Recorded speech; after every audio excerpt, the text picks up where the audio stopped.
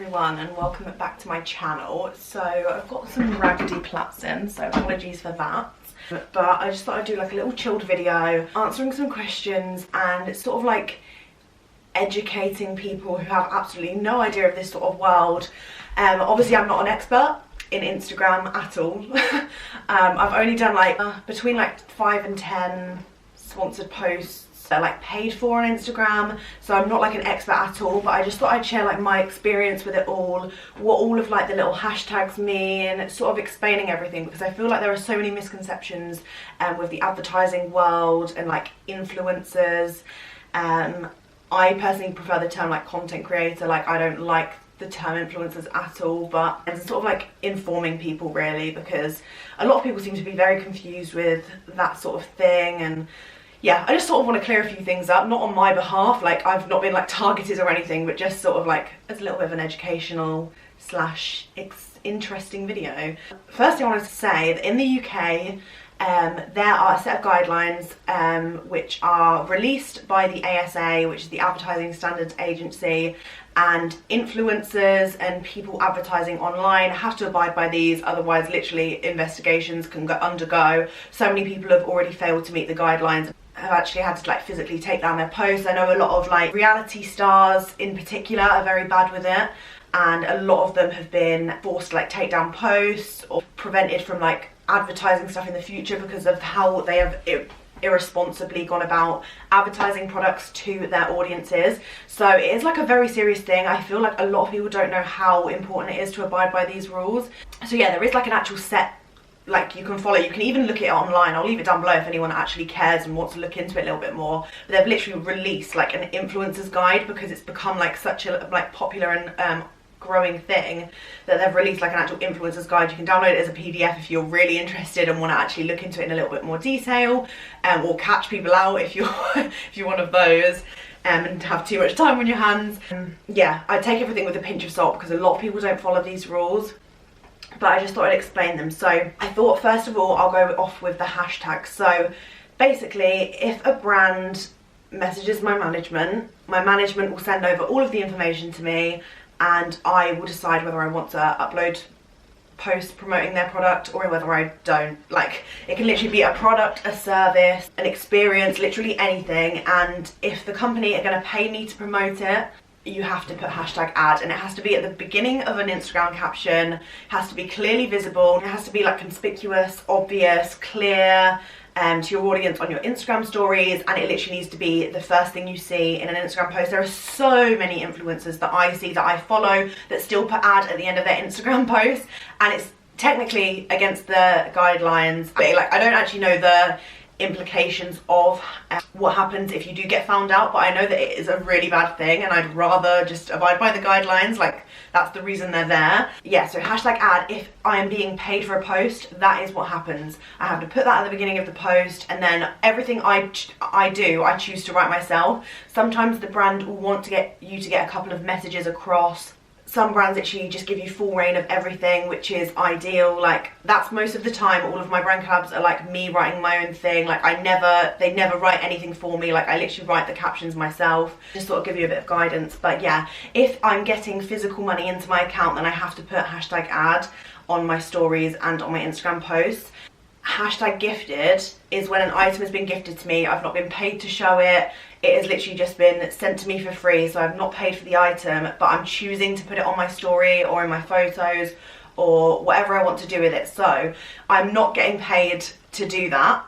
I have done that off my own will and off my own back, if you know what I mean. So there's no obligation to post anything that is gifted unless you have agreed with the brand, but usually they just want to give you the item in hope that you put it on your story and on your feed. And 9 times out of 10 I will post about them because I'm so grateful that I get sent stuff for free, but I'm never going to promote stuff or put stuff on my story that I've used, tried, tested, which has happened plenty of times, that has not worked for me, simply because it just doesn't work well with my skin, my hair. I just don't like it. I just didn't enjoy it. So yeah, there is a lot of side things that I think people don't know and like don't think about, like especially with the hashtag ad and hashtag gifted. I think people, a lot of the time people think that I'm getting paid when I put gifted, when it's like not at all. yeah, and I feel like a lot of people do forget to put that stuff is gifted. Like I feel like that is even worse than ad in some cases. Like obviously not being transparent and saying that you're doing an ad is probably the worst thing you could do out of all of these when not abiding the guidelines, but hashtag gifted is probably the most commonly misused, because I know a lot of influencers forget to put that an item they've used, it has been gifted. So moving on to hashtag AF. This stands for affiliate, and an affiliate link is, I have a top that I absolutely love wearing, it's my own, I bought it myself, I absolutely adore it. And then an affiliate link would be using either an affiliate website like 21 Buttons or Shop Style, anything like that, and like making your own monetized link.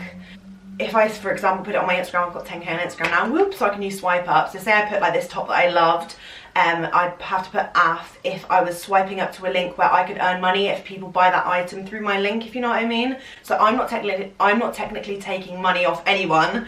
It's just I have to be transparent that if you buy that item, then the affiliate company like 21 Buttons or Shop Style or anything like that will give me a tiny percentage. I think it's like 10% or less the price of the item, if you get me.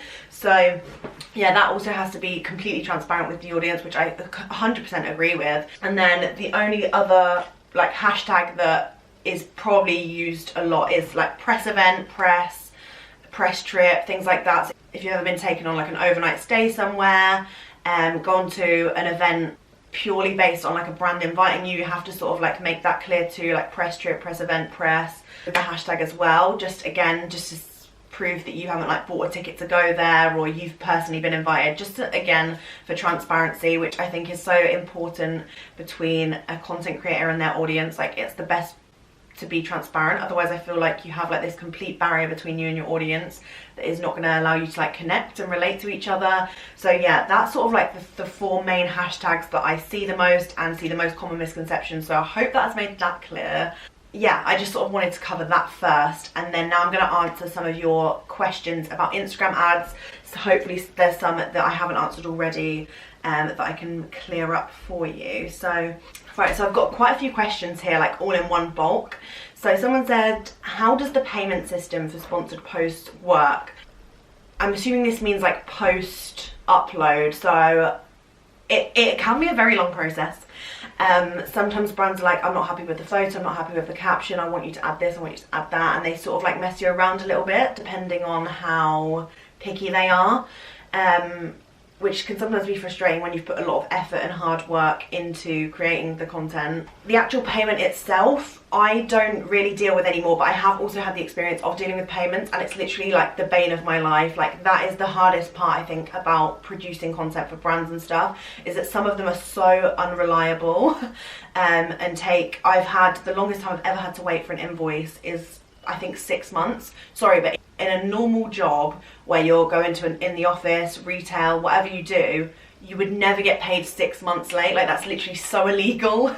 So yeah, it can be very frustrating and very hard to like trust companies that they're going to pay you on time and whether to actually work with them. But most of the time it's absolutely fine and it's worth it.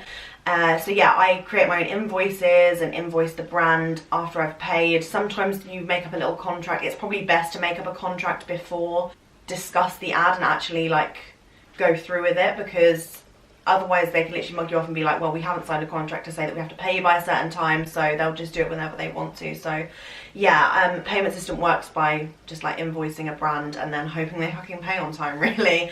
I don't know how different it is with my management now, because I'm not in control of like the payment side of things. Like my management sorts that out for me, if that makes sense. But if you have any more questions like about what I did before, then feel free to message me if you're also another like content creator and a bit stuck on how to like do that side of things, because it took me a long time before I realized like what to fully do to get paid on time.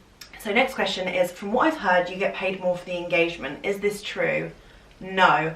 This is something I think brands need to start clicking onto more. I think some brands definitely have and are very like invested in Instagram and social media a lot more, and they've started to like realize that engagement is way more important than the amount of followers, which is why I think there's lots of like articles I've been reading recently about micro influencers. So I don't really know what counts as that, because everyone has like a different like ranges as what they'd class as micro influencers. I'd say probably like under 50k is a micro influencer from what I've read and stuff, but I really don't know, and I don't really have too much of an opinion on that. But yeah, a lot of brands have like clicked onto that and are starting to work a lot more with smaller influencers, because they have a stronger, more relatable, tight-knit audience that always like talk and engage with each other, rather than just going for someone with loads of followers that no one trusts. Like, their audience just doesn't trust them. They're just sort of like following them for like gossip and, you know, I don't know if that makes sense. So brands definitely pay more based on followers for sure. Just as a little side note, from what I've read and from little workshops that I've been to and things that I've heard and stuff, if you're wanting to charge for an Instagram post, a lot of if this is just, for example, for one single Instagram feed post, people say you should charge 1% of your following minimum. So for me, I'm currently just hit 10k, so for me it would technically be like £100 for an Instagram post, but just to let you know, I've charged less and I've also received more. But yeah, that's sort of like the standard guideline for it. But I know brands that pay like way more than just 1%, and brands that don't have the budget and pay a little bit less. So I honestly just focus on what the brand's message is, their ethos, and whether I would genuinely use the products, and then go from there. I just sort of don't look at the price first, if you know what I mean, because there's no point in just being a sellout and just getting the money because there's a lot of it, if you know what I mean. Like, I would never promote something that is going to damage my audience, skinny tea, or shit that just doesn't work. Like, it's just bullshit. Like, I just don't get how people have the balls to like share something that clearly doesn't work. How do sponsored stories work? Because obviously if you click on a story, you don't know it's going to be sponsored, therefore they get more engagement, and surely brands would prefer stories to grid posts. Right, so I found this super interesting, because for me, I always think my stories get so much more engagement, impressions, views than my feed posts, because Instagram has this shitty algorithm where they barely share my post to any single one of my followers, whereas like my stories are like seen so much more. I'll show you actually. Fuck it, like, I feel like not many people do this. I'm going to show you my insights. So I have a business account on Instagram, so this is my insights for this week. So it's not doing too bad considering like my following and stuff. Let's just get this up here so you guys can see. So here is my insights. This is what it looks like. If you have it on business account, you can sort of tap this thing at the top. Tap this thing at the top here. I've had 4,517 profile visits in the last 7 days, and then here I can see like my most engaged posts from the week. So this one's me and Carrie, my most engaged post this week, with 5,184 impressions, and then down here I see all my story impressions as well. So this is usually just within the last 24 hours, like as stories work. But as you can see here, you can feel free to screenshot, have a little gander. You can see exactly what's going on. You can promote it as well, but I just don't really agree with Instagram promotions personally. Like, I don't feel the need. So that's just on my content section. Then on my activity, I get to see what days people are most active. So it gives me a lot of like information about my followers and like when to like post and things like that, when the best time is to post. And then here I get to see my profile visits for the last week. So I've had, like I said, 4,517. I get to see how many people have clicked website links in my bio, so that's 424. And then I've had 6 emails this week that have gone directly to my email from Instagram. And then down here we've got like discovery, so I've reached almost 10,000 accounts in the past week, which is quite mad. Yeah. And then over here I have information about my audience. So I've got like stuff on here about locations, like where most of my audience is located, as well as like age ranges, genders, and what times my followers are most active and stuff. So yeah, it's super interesting stuff. So yeah, I hope you found that a little bit interesting. I feel like not a lot of people show that sort of side of things. But yeah, I personally think stories should definitely receive more money, if that makes sense, because a lot of people do come across stories more often than a feed post. In terms of like how do sponsored stories work, because obviously if you click on a story you don't know it's going to be sponsored.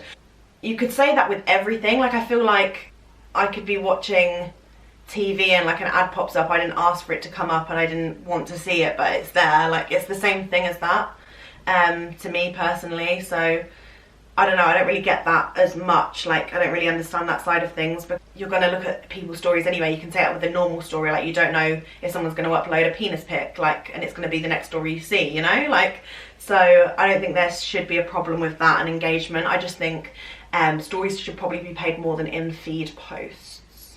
But I feel like companies don't do that because obviously stories only last 24 hours, whereas an in-feed post is like for life. Can completing requests be stressful and take up a lot of time? Hell yeah, like it's so time consuming. I don't find them stressful as such unless it's like constantly back and forth. I thoroughly enjoy them because it's like sort of like a structured way of creating content, like content that I'd want to do, but sort of like a bit of a structure. And I love, if you know me, you know I love a bit of structure, planning, organisation stuff. So having something like a little brief or something, it really excites me because I have some sort of like direction towards what I want to create. So yeah, I don't find them stressful, but they are time consuming. Do you often haggle on the price paid for ads, or do you have to accept whatever they offer? Definitely you can negotiate. When I did work like completely by myself and did my own invoices, I definitely haggled when I thought I was being paid way too less for what they were asking me to do. But yeah, I don't really have much say in it now that I have management. It's sort of like my manager's decision whether he thinks I'm being underpaid or overpaid, or will suggest the brand's like final offer, and then if I don't like it, I just say no. How much do you get for a branded post? So it literally completely ranges. Like when I first started off, I probably charged like £30 for a branded post, but the most I've been paid for like Instagram like stories and posts, 170. I don't know, it's hard to say because a lot of the brands that message me want me to do like a YouTube feature, Instagram stuff, a blog post, like it's always collective, so it is really hard for me to say, but I'd say between like 170 and £30, so it's like completely ranged, but that's sort of over time. What is the best company you've been able to work with? On a sponsored post, I think Muller, who I've recently worked with, or Uber, because they're like really big brands. So yeah, I've been so happy and grateful for the companies that have messaged me, and I can't believe it. Do you think influencers promote products they don't 100% love? 100%. Like it really triggers me when Love Islanders and influencers promote skinny tea, just stupid shit that doesn't work, like random vitamins, and I'm just like, you're literally doing it for the money and everyone can see through you, right? Like yeah, so yeah, 100%. So many people do stuff that they don't love. Someone said, is it worth it? Are these companies hard work? I 100% think that it's worth it. 9 times out of 10, like I said earlier, they are amazing, pay on time, really lovely, have great feedback for you. It's just sometimes the odd one. I've never had any problems really since I've joined management, because it's made everything a whole lot easier for me and a lot less stressful. But yeah, before that it was just a bit horrific. How long does it take on average to be paid for a sponsorship? Most companies do say within 30 days. Some people have paid me before I've uploaded a post before. Some people have paid me literally just as soon as I posted it. They've just paid me the next day or that evening. And some people, like I said, have spent 6 months, 5 months waiting for payment. So yeah, on average, I'd say about a month. I know this is really juicy, but is there a brand you'd never work with again? I'm gonna name and shame 100%. There was a brand called Xstava, I've mentioned them before, and this was just like a gifted thing. But also let me host a giveaway, and I did it on my blog. This was years ago. The girl actually who won it might potentially be watching, I'm not really sure, but basically they told me that they would send a pair of hair straighteners to the girl who won. Like, I set up a whole giveaway with them. I was so excited because I actually did like the straighteners, because I actually love the straighteners, hence why I set up the giveaway, because I wanted someone else to win them and see how amazing they are. And yeah, they never ended up replying after the giveaway had closed. They never sent the winner their present, so I ended up having to buy something completely out of my own pocket, which like is fine. Like, I didn't mind doing that, but it was also not part of the plan. So yeah, I would never work with Xstava again, purely because their communication was awful and what they did like could completely ruined me. Like, obviously it's not all about that, but it made me look like a piece of shit, like, because I didn't follow through with the giveaway. So I hope that has answered some of your questions about Instagram ads and a little bit of information, insight from my own experience and stuff. Like, let me know if you've enjoyed this video. I thought it was a little bit different, but something that I'm surprised I've never thought of before, to be honest. Let me know if there's anything else you want to see similar to this, anything about my life, sponsorships, the blogger world, the influencer world. Let me know. I'm not an expert, like I said, but I will give you the best information I possibly can. Make sure to hit the thumbs up if you enjoyed, subscribe down below if you're new, and I will see you very soon for a brand new vid. Bye.